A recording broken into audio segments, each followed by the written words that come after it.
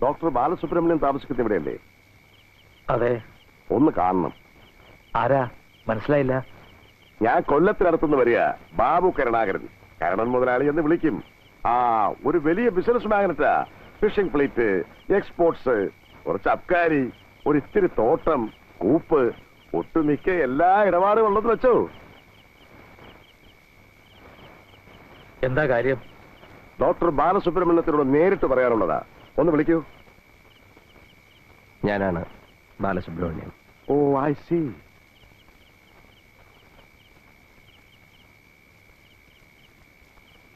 ഇത് അഡ്വക്കേറ്റ് മണിശങ്കർ അയ്യർ. എന്നോട് പറയുന്ന ഏത് കാര്യവും ഇദ്ദേഹത്തിന് കൂടി കേൾക്കാം. Of course. അതിനിപ്പോ എന്താ? അല്ലെങ്കിൽ രഹസ്യമൊന്നും എനിക്ക് പറയാനുമില്ല. മകന്റെ കാര്യം എനിക്കങ്ങ് വല്ലാണ്ട് ഫീൽ ചെയ്തു. വലിയ ട്രാജഡി ആയിപ്പോയി. Poor boy.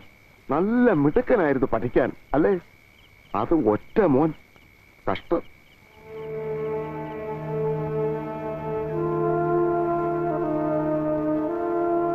നിങ്ങൾ വന്ന കാര്യം പറയൂ. അതെ അതെ, ഉടപ്പറന്നവളുടെ മകൻ ഒരു അനന്തരവൻ പയ്യനുണ്ട്, രാമു. തന്തയില്ല. ഇത്തിരി കൂടുതൽ ലാളിച്ചു. കൈ നിറയെ കാശും. കുറച്ച് കുസൃതി കൂടുതലായിപ്പോയി. പക്ഷെ ആളൊരു പാവാണ്. അല്ല, അവനും കൂടെ ചേർന്നാ നമ്മുടെ ചെറുക്കനെ എന്ന് വെച്ച് മനഃപൂർവ്വമല്ല. അവനും കൂട്ടത്തിൽ ചേർന്നേ ഉള്ളൂ. പിള്ളേരല്ലേ, ഒരു വാശിക്കം കളകി. ചേടാ, പേടിച്ചോടി നിങ്ങളുടെ ചെറുക്കൻ ടെറസിന്റെ മുകളിൽ താഴേക്ക് ചാടുമെന്ന് അവരെങ്ങാനും കരുതിയോ? എന്തിനാ വിസ്തരിക്കുന്നേ? ആ ചെറുക്കൻ അത്രേ വിധിച്ചിട്ടുള്ളൂ ആയുസ്. പാവം. കോടതി കേസ് നടക്കുന്നുണ്ട്. ചുമ്മാതെ. അതില് വലിയ കാര്യമൊന്നുമില്ല. ഒരു ഫോർമാലിറ്റി.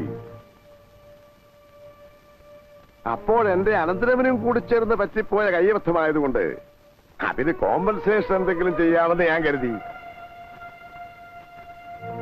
അങ്ങനെയാണ് ഞാൻ ഡോക്ടറെ അന്വേഷിച്ചത്. പക്ഷെ അറിഞ്ഞിടത്തോളം ഡോക്ടർക്കൊരു സാമ്പത്തിക സഹായം ആവശ്യമില്ല എന്ന് ബോധ്യമായി. എന്നാലും അങ്ങനെയല്ലല്ലോ. ഒരു കാര്യത്തിന് വേണ്ടി എന്തെങ്കിലും ഒന്ന് മാറ്റിവെച്ചാൽ പിന്നെ അത് തിരിച്ചെടുക്കുന്ന സ്വഭാവം എനിക്കില്ല.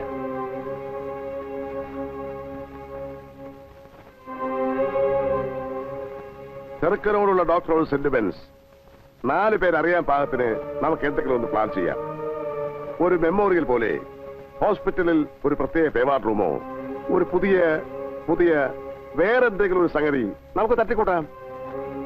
അതിന്റെ മുമ്പിൽ നല്ല കോസ്റ്റ്ലി മാർബിളിൽ ഈ നെവർ ലവിംഗ് മെമ്മറി ഓഫ് ആ ചെറുക്കന്റെ പേര്. അതെ, സൺ ഓഫ് ഡോക്ടർ ബാലസുബ്രഹ്മണ്യം. പിന്നെ ഡൊണേറ്റഡ് ബൈ ബാബു കരുണാകരൻ നീണ്ടകര. ഉദ്ഘാടനത്തിന് ഹെൽത്ത് മിനിസ്റ്ററെയോ വേണമെങ്കിൽ CM വരെ ഞാൻ കൊണ്ടുവരാം. എന്നാലേ വേണ്ട പബ്ലിസിറ്റി കിട്ടും. ഏത്? എന്റെ മകന്റെ ജീവന് വില വേണ്ടതാ പട്ടി. ഇറങ്ങാൻ പറ്റിയത് ഇറങ്ങാൻ.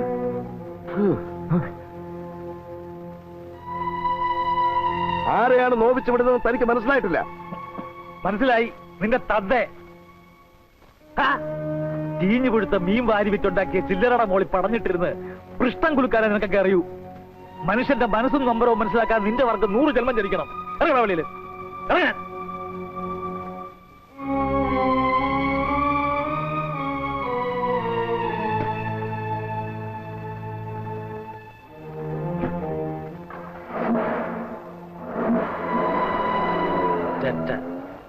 അവനോടിത് വേണം.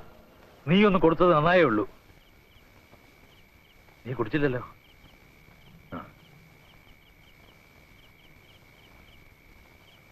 ഞാനൊന്ന് പറഞ്ഞാൽ നീ തപ്പാ എടുക്കാൻ മാറ്റിയേ.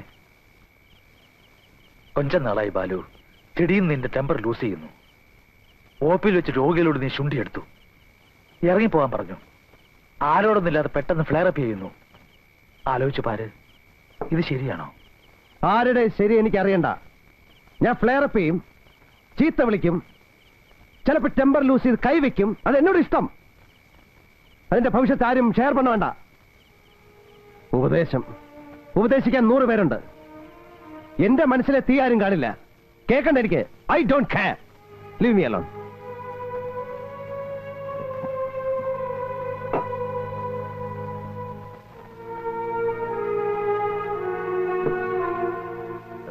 സോറിടാ ബാലു. ഞാൻ சொன்னதே നീ റോങ് എടുത്തിട്ടെ. Doesn't matter. തപ്പ എന്നിടത്താ. ഇന്ന ടൈമില് എന്നോട് ഞാനിങ്ങനെ സംസാരിക്കരുതായിരുന്നു. I'm so sorry. ഞാൻ പറയാം. இல்லடா மணி, ஏண்டா மணி, அவன் பேசுற பேச்ச கேட்டு நீ போறியா? പോകണമെന്നുള്ളവർ പോട്ടും പാട്ടി, പോട്ടും. മനസ്സിൽ ഇരുട്ട് കയറി തളർന്നു നിൽക്കുമ്പോ സമനില നഷ്ടപ്പെട്ട് അറിയാതെ നാവിൽ നിന്ന് വല്ലത് ഊർന്നു വീണ അതാണ് വലുതെങ്കിൽ ഇറ്റ്സ് ഓക്കെ. അത് എന്നോട് ഫേറ്റ്. நீங்க போங்க மணியண்ணா, போங்க.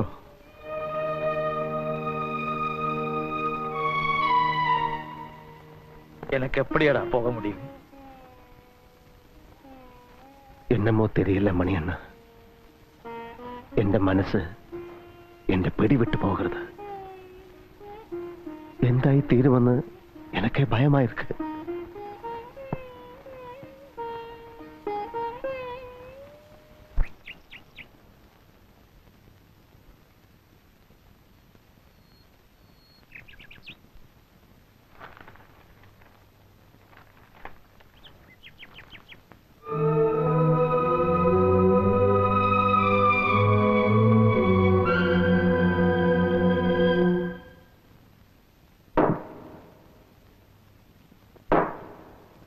കൊലപാതക കുറ്റം ആരോപിക്കപ്പെട്ടു നിൽക്കുന്ന രാമു, ക്രിസ്റ്റി, ഗണേഷ്, അൻസാർ എന്നിവർക്ക് മരണമടഞ്ഞ രാജു വിശ്വത്തിനോട് പൂർവ്വവൈരാഗ്യമുള്ളതായി തെളിയിക്കുവാൻ പ്രോസിക്യൂഷന് കഴിഞ്ഞിട്ടില്ല. സാക്ഷിമൊഴികളൊന്നും രാജു വിശ്വത്തിന്റെ കൊലപാതകത്തിന് പ്രതികൾ മനഃപൂർവ്വം ഉത്തരവാദികളായെന്ന് തെളിയിക്കുന്നുമില്ല. പെട്ടെന്നുള്ള വികാരാവേശത്തിന്റെ പ്രകോപനം മാത്രമാണ് രാജുവിനെ പിന്തുടർന്ന് ഓടിക്കുവാൻ അവരെ പ്രേരിപ്പിച്ചത്. പരാജിതനാകരുതെന്ന വാശിമൂലമുണ്ടായ അത്യാവേശം രാജു വിശ്വത്തിന്റെ മനോനില തെറ്റിച്ച് അയാളെ സ്വയം മരണത്തിലേക്ക് കൊണ്ടുചെന്ന് എത്തിക്കുകയാണുണ്ടായതെന്ന പ്രതിഭാഗം വാദം കോടതി അനുഭാവപൂർവ്വം പരിഗണിക്കുന്നു. മുൻ കുറ്റങ്ങളൊന്നും പ്രതികളുടെ മേൽ ആരോപിക്കപ്പെടുകയോ സ്ഥാപിക്കപ്പെടുകയോ ചെയ്തിട്ടില്ല. അതും പ്രതികളുടെ പ്രായവും പ്രത്യേക പരിഗണനയിൽ എടുത്തുകൊണ്ട് ഈ സാഹചര്യത്തിൽ പ്രതികൾ ശിക്ഷാർഹരല്ലെന്ന് കണ്ട് കോടതി അവരെ നിരുപാധികം വിട്ടയക്കുന്നു.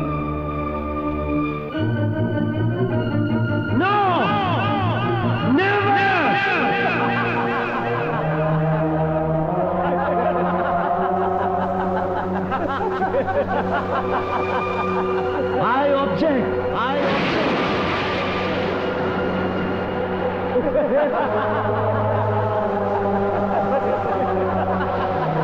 ഇവരെ ശിക്ഷിക്കാൻ ഈ നീതിപീഠത്തിന് കഴിയില്ലെങ്കിൽ ഇവരെ വെറുതെ വിടാൻ ഞാൻ അനുവദിക്കില്ല. എന്റെ മകന്റെ രക്തത്തിന് ഇവർ കണക്ക് പറഞ്ഞേ തീരൂ. ഞാൻ പറയിക്കും. I will not leave them free.